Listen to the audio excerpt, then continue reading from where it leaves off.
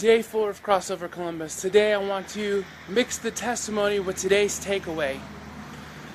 Today we talked about unity, working together to share the gospel.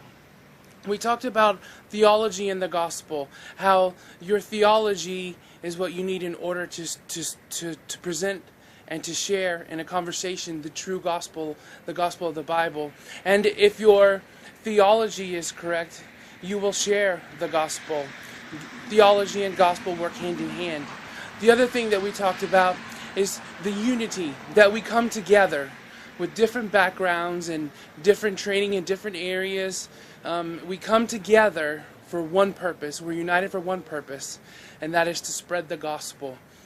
So today, while we were sharing, I was out walking this neighborhood and this apartment complex, and didn't have the opportunity to talk to anyone. Just spent hours looking and going around to find someone to share the gospel with.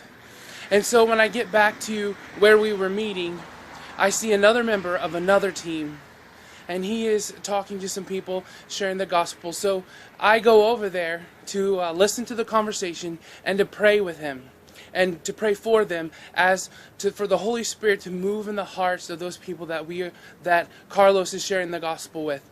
And so Carlos shares the gospel with them, and then we're in a conversation about the gospel, and he introduces me, and we have some conversation, some small talk and stuff, and then we start talking about the gospel again. And these 2 men and 2 women, the 4 of them, heard the gospel, believed the gospel, and made professions of faith. And then Carlos handed the ball over to me and asked me if I would talk to them and pray for them and pray with them. And so I talked to them and asked them what we could pray for them about, in addition to praying for them and the Holy Spirit to continue to do a work in their heart and life. And so even though it wasn't planned and I went with another team just for that one moment, God used both of us to share the gospel and to encourage these new believers. And so unity for the gospel is very important and very effective.